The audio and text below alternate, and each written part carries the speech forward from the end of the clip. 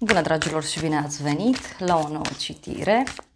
De această dată vreau să văd ce mesaj are tarotul în legătură cu situația la care tu te gândești în acest moment. Să vedem care este problema, care este soluția, ce urmează, rezultatul final, dar și surpriza. Îți mulțumesc pentru că mă urmărești, îți mulțumesc pentru că mi-ești alături. Dacă vrei și tu o citire pentru sufletelul tău, te aștept cu drag pe aplicația de tarot Cristina Zurba, disponibilă atât pe iPhone cât și pe Android.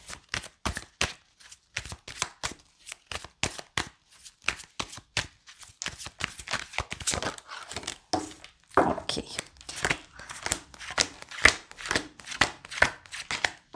La bază avem pajul de cupe, 2 de cupe, 9 de spade. Cineva e foarte stresat aici de o întâlnire cu tine sau cineva este foarte stresat de la un răspuns. Poate tu ești stresat că aștepți un răspuns sau cineva din jurul tău își face foarte multe gânduri în legătură cu o veste. Ce văd aici sunt noi emoții pe care le trăiești. Pajul de cupe poate să însemne și un nou început. Poate să însemne și o veste bună, da, care apare. Tot pajul de cupe poate să însemne și o persoană nouă, da, sau o nouă etapă. În momentul prezent avem 8 de monede, 3 de cupe, deci poate să fie o bucurie mică, da, care apare în viața ta. Tot 8 de monede și 3 de cupe poate să însemne o primă realizare la muncă, poate să însemne pentru unii și o atmosferă bună într-o situație anume, dar pe de altă parte văd aici și pe cineva care lucrează cumva în mai multe locuri sau lucrează în mai multe direcții. Problema e 2 de spade, problema este o lipsă de comunicare aici. Da? Problema poate are legătură cu cineva care tace, cineva care nu vrea să spună ceva. Pentru alții m-aș mai gândi că acest 2 de spade poate avea legătură și cu o persoană care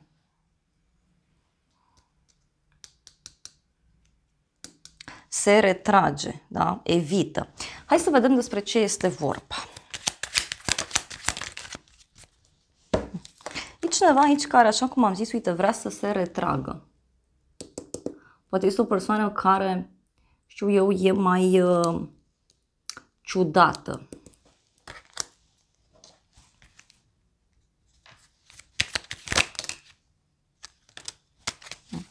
Poate să fie pentru unii și o veste aici care poate avea legătură cu o problemă de sănătate a cuiva sau poate avea legătură cu o veste care poate să țină și de o problemă, poate o problemă de suflet a unei persoane.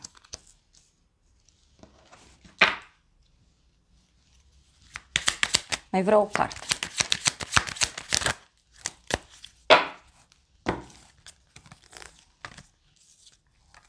Uite, o discuție aici de la suflet la suflet pe care o ai cu o persoană foarte dragă ție. Sau cel puțin așa ar trebui. Hai să vedem soluția. Soluția e cavalerul de cupe. Soluția poate să vină prin persoana iubită sau soluția poate să vină prin a face ceea ce îți place, prin a face ceea ce simți, prin a face ceea ce tu crezi.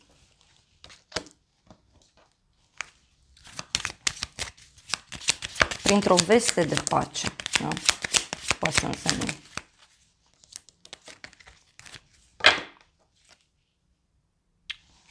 O capcană. Poate soluția vine prin a discuta cu sufletul deschis.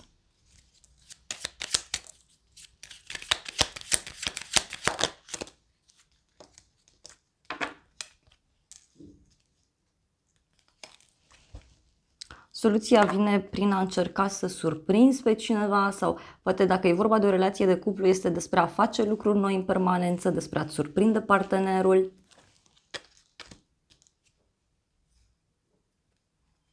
Cu tandrețe, cu iubire sau despre a aborda situația asta într-un mod diferit.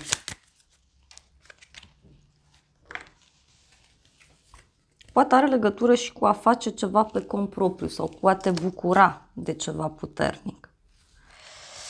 Să vedem ce urmează. Avem luna, da, și 7 de cupe. Un moment de confuzie, văd aici. Pentru unii poate avea legătură, bineînțeles, și cu foarte multe oportunități care apar și ca și cum nu știi ce să faci, da, nu știi ce să spui.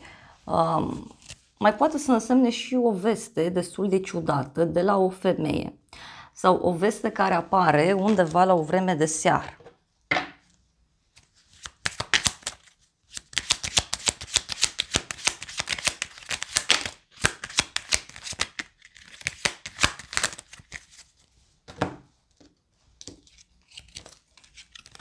Avem căsătorie, ceartă, da, și contrar, deci o discuție în contradictoriu. Aici te poți avea o discuție puțin în contradictoriu, fie cu un cuplu, fie o discuție puțin în contradictoriu în legătură cu partenerul tău, o discuție aici privind ideea de oficializare a unei relații, o discuție privind ideea de a merge, știu eu, spre o altă direcție, pentru că există foarte multă confuzie aici.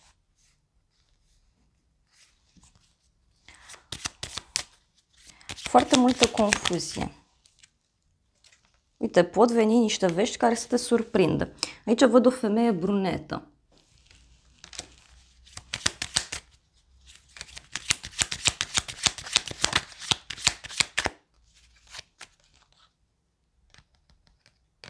O casă la țară avem. Sau o casă într-un loc retras.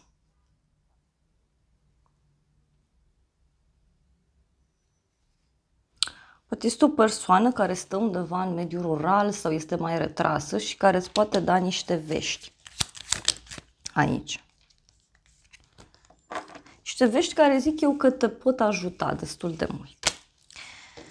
Să vedem în continuare 4 de monede nebunul, deci este o hotărâre destul de ciudată aici care se ia.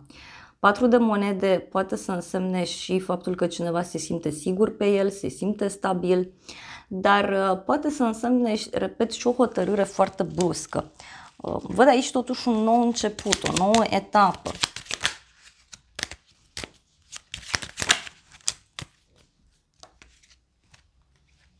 O întâlnire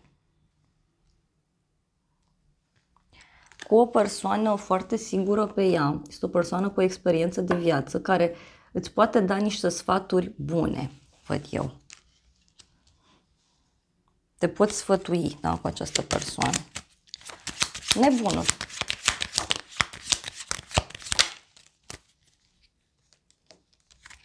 Este o femeie aici care poate să reacționeze foarte ciudat în legătură cu o sumă mare de bani. Sau poate să reacționeze foarte ciudat în legătură cu ideea de moștenire, de bancă.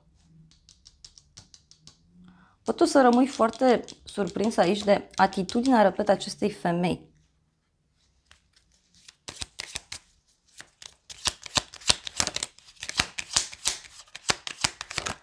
Cineva care are o piedică. Da? Poate să fie, uite, un hoț, un șef, poate persoana asta se simte mințită, se simte furată, trădată. Și să vedem surpriza. Surpriza e de la Regele de Monede, o conexiune aici cu o zodie de pământ, Taur, Fecioară, Capricorn. Surpriza are legătură cu o persoană foarte sigură pe ea, foarte stabilă. Regele de Monede poate să însemne și faptul că poți avea aici legătură cu o persoană foarte hotărâtă. Surpriza, uite, poate veni chiar de la acest bărbat care e foarte sigur pe el. Pe Regele de Monede poți să te bazezi. Este o persoană foarte verticală. Mai vreau o carte.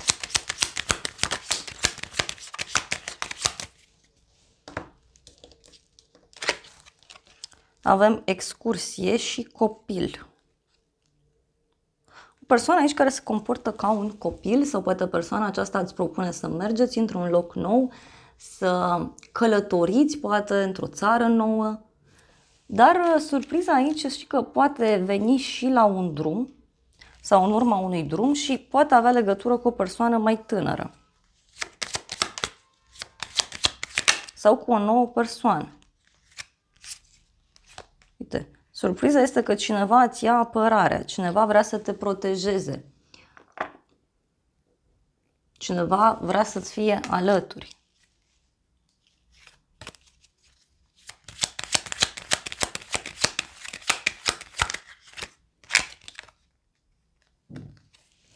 Tandrețe, iubire. Deci, bărbatul ăsta e ca și cum îți ia apărarea în fața acestei persoane. Și asta să știi că te va pune foarte mult pe gânduri. Hai să vedem ce spune și acest oracol.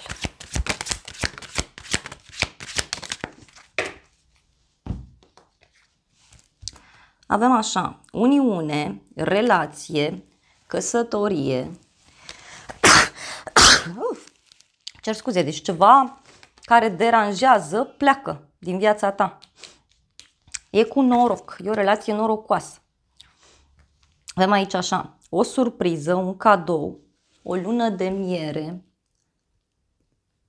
o după-amiază poate petrecută împreună cu cineva. Și apoi avem un bărbat matur, un bărbat asumat.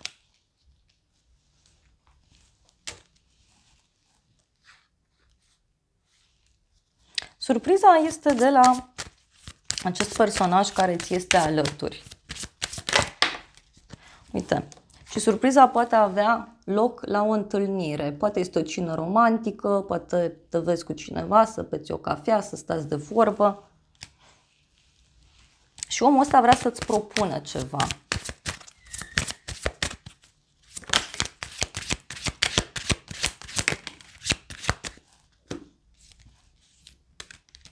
Comunicare, mesaje, apeluri telefonice, distracții. Deci, poate e cineva care te invită, da, undeva la o zi de naștere, te invită să te distrezi, te invită să sărbătoriți ceva, da, pentru că poate să însemne și o sărbătoare mare.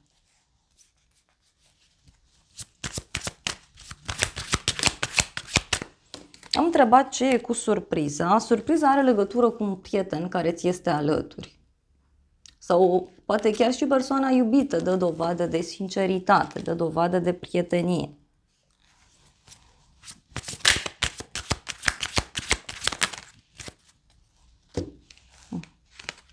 Și avem ceva valoros și noi oportunități.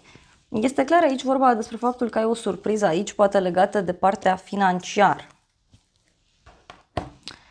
Hai să vedem ce spune și oracolul.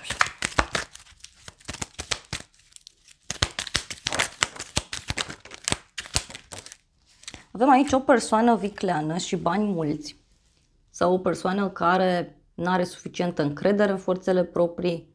Poate să fie și cineva care e foarte mult concentrat pe bani. Și avem aici o scrisoare cu bani puțini și supărare și casă străină.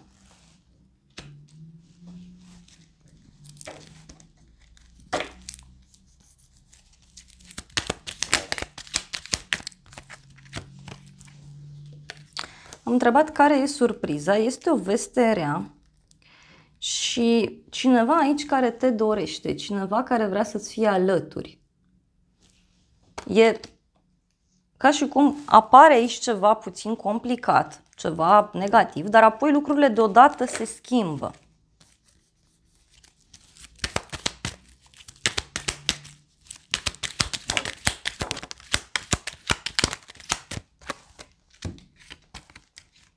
Avem noroc, bărbat în vârstă, lacrimi și companie plăcută.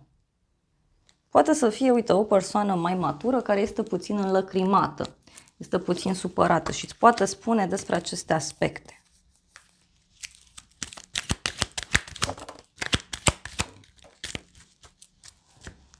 Surpriza aici să știi că poate avea legătură cu cineva care îți vine în vizită. Este o persoană care se comportă așa ca un copil sau este o persoană cu sufletul mare.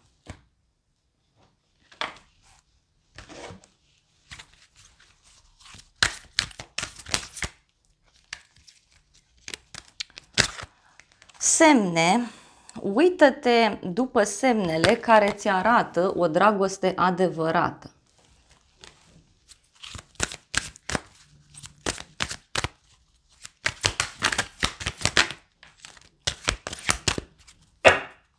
Avem așa, tentație, da?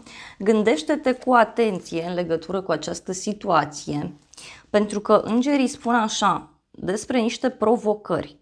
Toate sufletele pereche, adevărate, trec prin provocări, da? Pentru a fi împreună sau pentru a se închega relații.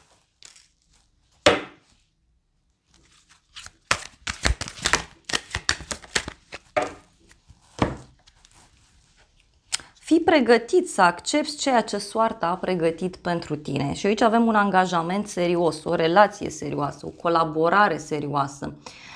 Poate să fie și oficializarea unei relații în unele cazuri. Da? Și avem încredere. Ai nevoie să ai încredere în această relație.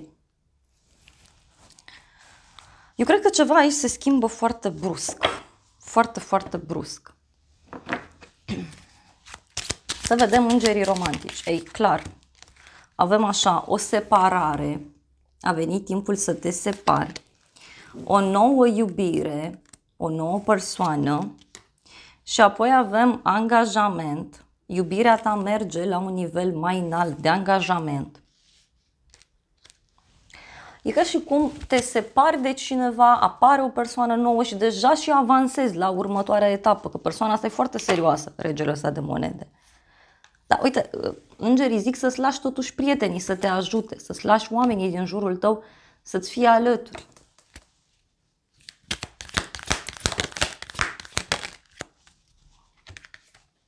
Surpriză, veste, în legătură cu o decizie sau în legătură cu niște acte, cu ideea de justiție și avem perlă, ceva ascuns, ceva valoros. Ei, eu cred aici că este vorba despre o hotărâre foarte importantă în viața ta.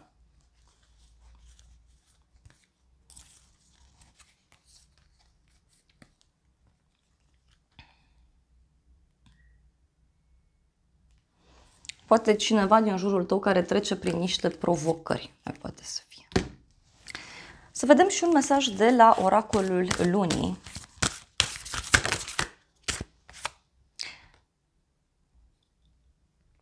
O lună plină în balans. Este vorba despre a găsi un echilibru, despre a câștiga toată lumea din această situație. Poate să fie și un apogeu legat de o relație, poate e finalul unei etape dintr-o relație sau chiar finalul unei relații în sine. Vreau o carte. Wow!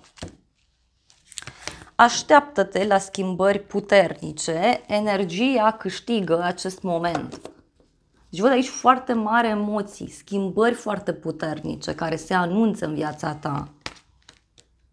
O problemă personală își găsește rezolvarea, zice oracolul, și mai spune să crezi în imposibil. Răspunsurile de care tu ai nevoie vin către tine și trebuie să lucrezi cu fricile tale. Sfârșitul unui ciclu, deci clar că ceva îi se întâmplă. Se întâmplă, e clar. Vreau și niște mesaje de aici. Da, este vorba despre o pierdere a cuiva, cineva care e supărat în legătură cu o pierdere. Poate este vorba despre un bărbat matur care ți este alături, care te ghidează, care te ajută.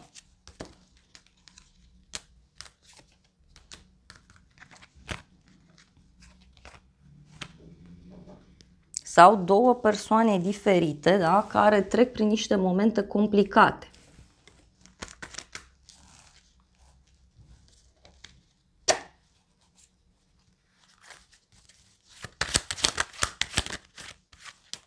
Dar, uite, pentru tine e cu mare noroc financiar.